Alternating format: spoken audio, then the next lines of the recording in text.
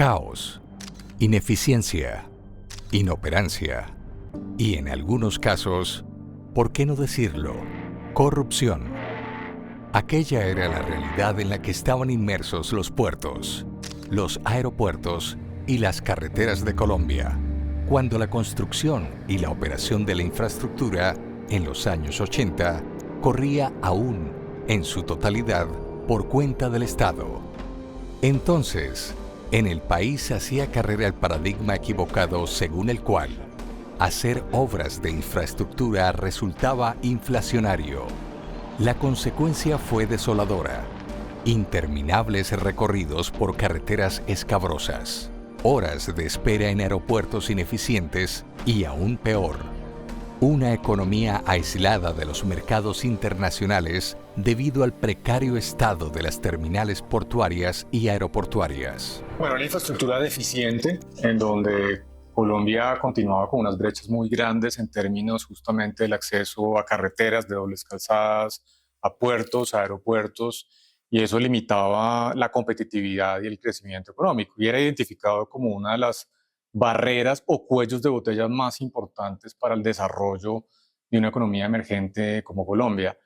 Era un país atrasado, básicamente, un país casi, si se quiere llamar de alguna manera, premoderno, que no tenía la capacidad de insertarse a mercados internacionales y que pues eso implicaba naturalmente un espacio muy limitado para el desarrollo y el progreso en Colombia. Consciente de las evidentes limitaciones en la materia, el Estado decidió finalmente corregir el rumbo.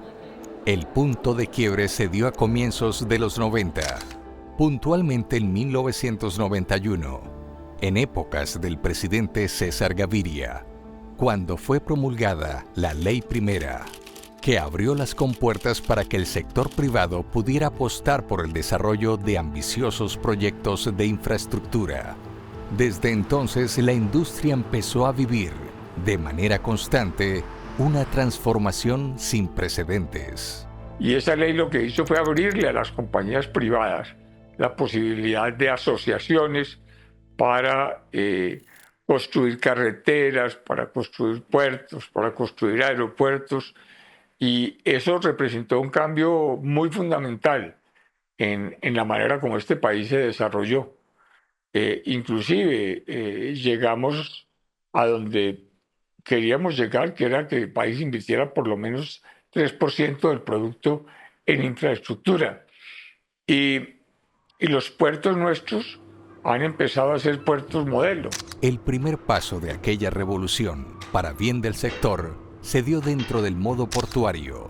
En efecto, el manejo de las terminales marítimas, por esos días en cabeza de la cuestionada Colpuertos, pasó, en hora buena, a manos del renglón privado. Me parece a mí que uno de los precursores de la infraestructura en Colombia fue precisamente el expresidente César Gaviria Trujillo. Creo que cuando él en el año 91, una vez llegó a la presidencia de la República, dentro de ese gran revolcón del gobierno, acabó con una entidad tan corrupta, tan difícil de manejar y tan complicada como era Colpuertos. Creo que ahí empezó el desarrollo de la infraestructura en Colombia. Por estos días, después de 33 años de la entrada en vigor de la Ley Primera, la eficiencia de las terminales portuarias del país es aplaudida en el mundo entero. No es fortuito que la banca multilateral y reconocidas consultoras internacionales, al referirse a los puertos colombianos, reconozcan sus altos estándares operativos, particularmente en el manejo de contenedores, en los tiempos de carga y descarga de las mercancías y en el número de llegadas de los buques. Todo ello se evidencia en las terminales de Santa Marta, Barranquilla, Buenaventura o Cartagena, por mencionar tan solo algunas. Lo hasta hoy logrado en la materia habla por sí solo. En 2023, las zonas portuarias del país movilizaron 176 millones de toneladas. La región Caribe fue la que mayor movilización registró, 153 millones. Ese mismo año fueron exportadas 102 millones de toneladas a través de las zonas portuarias y se movilizaron 4,6 millones de contenedores. Las inversiones que hemos realizado todas las sociedades portuarias y todos los puertos han mejorado nuestras instalaciones. Hemos incorporado tecnología de última generación y hemos logrado optimizar nuestras operaciones elevando los niveles de competitividad. Esta modernización no solo ha mejorado la eficiencia operativa, sino que también ha generado un sinnúmero de empleos y ha traído aún más inversiones de las previstas para poder competir con otros puertos a nivel mundial. Ha sido tal la revolución portuaria, de la mano del sector privado, que en junio de 2024, el Banco Mundial y Standard & Poor's calificaron por primera vez al puerto de Cartagena como el tercero más eficiente del mundo, superado tan solo por las terminales de Yangshan en China y de Salalah en Omán. Estamos hablando, sin duda, del mejor puerto del continente americano, como en efecto lo ha reiterado el propio Banco Mundial. Y hoy vemos esa transformación del puerto de Cartagena y de los otros puertos. La modernización, no solamente en la parte de infraestructura, sino todo el tema tecnológico. Creo que Cartagena hoy en día es uno de los mejores puertos del mundo. Después de Cartagena, la terminal de Buenaventura es la segunda zona portuaria en movilización de carga del país y la primera en volumen de carga importada. Además, ocupa el segundo lugar en el ranking de los puertos de contenedores más eficientes de Colombia, el cuarto puesto en Latinoamérica y el 42 a nivel mundial, según el Container Port Performance Index 2023. Esta transformación, monumental a todas luces, no fue exclusiva del sector portuario. Las deterioradas carreteras que tímidas se dibujaban en algunas zonas del país a finales de los 80 también fueron objeto, a partir de la década de los 90, de un prodigioso cambio. En 1994, durante el gobierno del entonces presidente Ernesto Samper, el país vio por primera vez la luz verde para ejecutar una carretera mediante el modelo de concesión. Se trataba de la Vía al Llano, una iniciativa tan retadora como estratégica para la conectividad del país. Fue entonces cuando el reconocido ingeniero y empresario Luis Carlos Sarmiento Angulo desafió la compleja geografía del oriente colombiano, armado de buena ingeniería.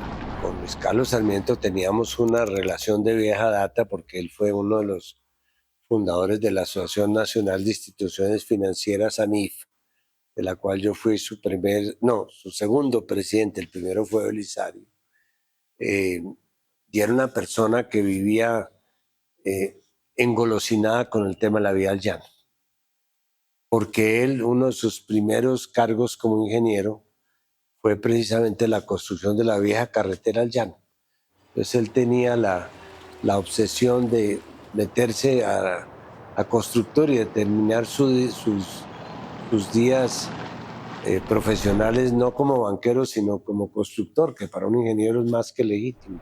La carretera Bogotá-Villavicencio abrió las puertas para esta nueva ingeniería que estamos viendo en el país. La Vía al Llano fue la piedra angular de un proceso evolutivo en materia carretera que, con el paso de los años, el país conocería como las concesiones de primera, segunda, tercera y cuarta generación. Ha sido un aprendizaje de 3 décadas asociadas a la ejecución de vías competitivas, seguras y, en pocas palabras, construidas con los más altos estándares de ingeniería. Las primeras concesiones que se hicieron en Colombia, estamos hablando de esa época, pues del gobierno del presidente Gaviria, luego el presidente Samper, Pastrana y el mismo presidente Uribe. En esa época prácticamente no había concesionarios extranjeros en Colombia. Lo que había era constructores colombianos que se volvieron concesionarios, iban a los bancos todos locales, a que les prestaran plata para hacer las obras, pero también en esa época las concesiones, no obstante ser concesiones, también recibían recursos del gobierno para su ejecución. Que eso pasó, yo diría que las concesiones de primera, de segunda e inclusive de tercera generación. Mientras en la década de los 90 y en los primeros años del siglo XXI, las concesiones carreteras evolucionaban. El Estado, en épocas del presidente Juan Manuel Santos, entendió también que el sector requería de una arquitectura institucional robusta. El primer paso fue generar la institucionalidad adecuada, porque realmente no teníamos una buena institucionalidad. Por eso abolimos esa entidad que se llamaba INCO, que era un foco de corrupción.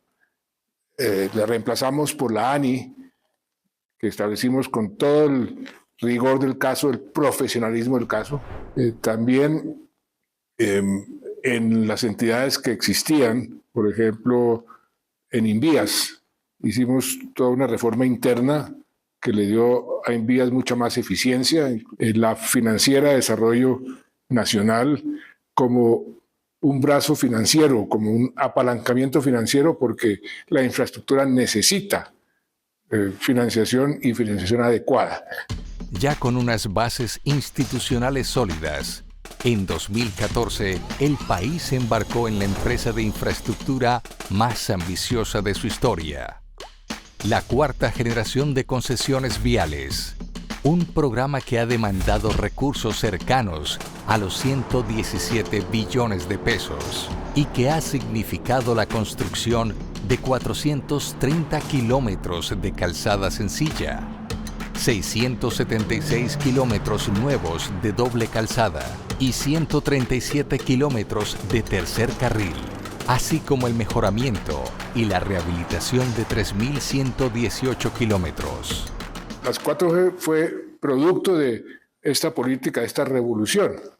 Las 4G fue como la acumulación de experiencias anteriores, un proyecto muy ambicioso. Se asignaron más de 50 billones de pesos, se lograron 29 proyectos. Tengo entendido que hoy en día hay un cumplimiento como del 85%, y cuando uno hace las cuentas de lo que se ha construido a través de las 4G, se da cuenta que eso es un sistema muy eficiente, muy efectivo, que le permite a un país como Colombia, con limitaciones financieras, avanzar en la forma como avanzamos, porque avanzamos mucho más que cualquier otro país de América Latina. Eso no lo decíamos nosotros, lo decía el propio Banco Mundial. Es innegable. Se trata de un programa que, entre otras, ha contribuido de forma significativa a la conectividad del país y a la modernidad. Nuestros centros de producción están en el centro del país. O sea, eso no lo podemos desconocer. Y tenemos que comunicar el centro del país con los puertos. Y la única manera es a través de estas vías modernas, túneles y viaductos.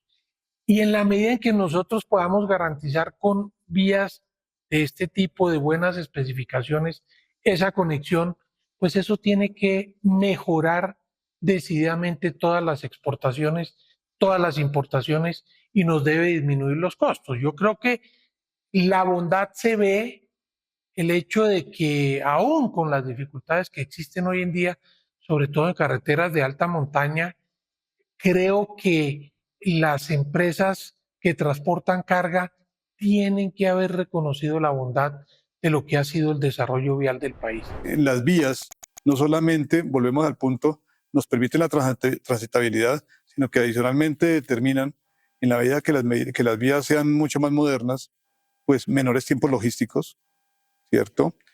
En esos mejores tiempos logísticos, pues ahorro de dinero importante, menores costos de operación de vehículos. No solamente contribuye al desarrollo del país.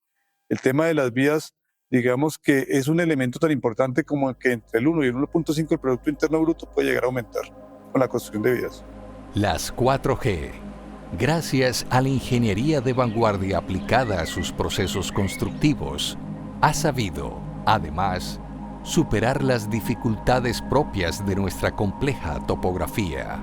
Tenemos que lidiar, tenemos que manejar una geografía bien compleja y esto conlleva unos retos de ingeniería muy fuertes y creo que el modelo de concesión que se caracteriza por el aporte de experiencias de grandes grupos, de experiencias de Colombia, pero también internacionales, eso ayuda a resolver esos problemas. También la visión a largo plazo que tenemos para resolver estos problemas, no solamente en el periodo de construcción, pero también pensando en 30 años de operación, creo que también eso ayuda y brinda un valor agregado al sector. En materia de empleo, las concesiones viales han generado más de 200.000 plazas de trabajo.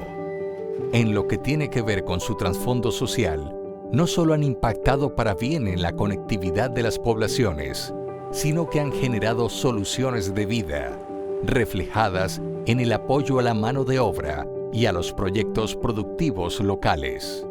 Sumado a lo anterior, el modelo de concesión, especialmente en las 4G, implementa políticas orientadas a preservar el medio ambiente. A su vez, pues también tienen un impacto ambiental y social. Y eso, las otras concesiones, digamos, ese impacto social no lo tenía tan en cuenta como las tienen esta cuarta generación, donde va, no solamente es hacer la obra, sino tratar de también ir a la región, a la zona donde está desarrollando el proyecto. Hay una decisión de los concesionarios no solamente de compensar los efectos ambientales que genere la obra, sino de involucrarse mucho más con la región, porque el concesionario va a estar 20 o 25 o 30 años en la región. Por estos días se habla ya de la quinta generación de concesiones, que incluye los diferentes modos de transporte. Ya estamos con proyectos 5G. Ojalá esos proyectos se puedan desarrollar de manera adecuada. El aprendizaje ha sido mutuo. Creo que el sector privado, que tenía unos riesgos, unos temores, también ha aprendido cómo minimizar esos riesgos y esos temores en la contratación. Ha sido, sin duda, una invaluable curva de aprendizaje que se ve reflejada hoy en corredores viales de talla mundial. Lo que el país ha logrado en estos 30 años es realmente asombroso. El país en los últimos 34 años ha construido cerca de 3.000 kilómetros de nuevas vías, incluyendo buena parte vías de doble calzada, que naturalmente son muy importantes para reducir los tiempos de transporte, mejorar la logística y aumentar la competitividad. Si de competitividad se trata, difícil dejar de lado la evolución que ha tenido la infraestructura aeroportuaria como resultado del modelo de concesión. Gracias a él, el país fue testigo de excepción del cambio de semblante de buena parte de sus aeropuertos, cuyas instalaciones, a finales del siglo XX, lucían caóticas y congestionadas. Muestra de ello era el Aeropuerto El Dorado de Bogotá. ¿Cómo olvidar aquella terminal de los años 90? Recuerdo el aeropuerto de los 90. Recuerdo que yo venía de Manizales a Bogotá en los aviones de ACES, que eran de 20 pasajeros. Aterrizábamos ahí en El Dorado, un aeropuerto viejo ya, anacrónico. De aquel aeropuerto anacrónico, hoy no quedan más que algunas páginas del pasado.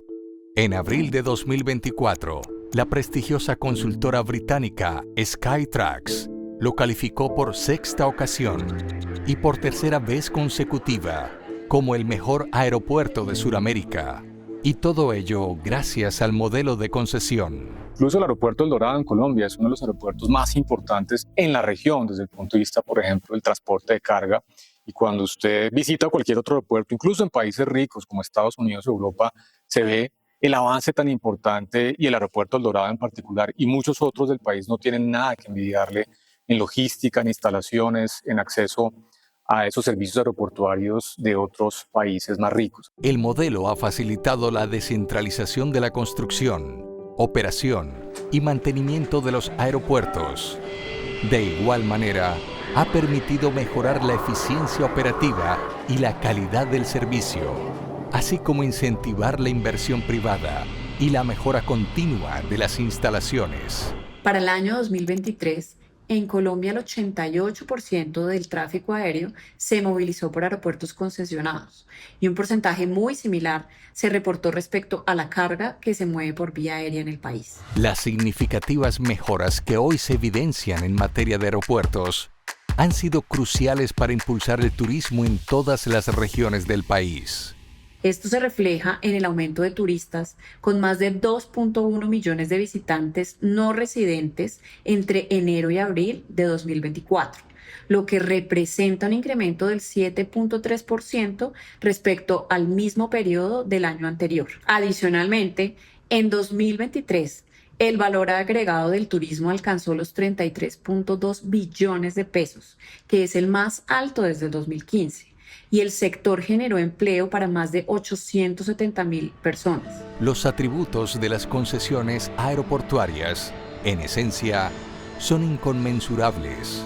Ello hoy se ve reflejado, en términos prácticos, en el crecimiento exponencial que ha tenido el tráfico de pasajeros aéreos durante los últimos 30 años.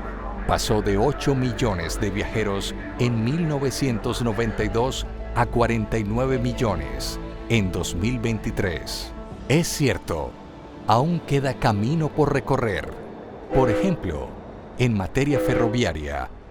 Contar con un sistema de tren desde Buenaventura, inicialmente hasta La Tebaida, resulta fundamental para la competitividad de ese comercio. E incluso se habló de la salida de Venezuela al Pacífico, y sería por allí. Entonces, conectar la altillanura con el Pacífico resulta vital para el futuro. Y el tren resulta vital, porque no es posible en algunos trayectos contar con una carretera como tal, de buenas especificaciones.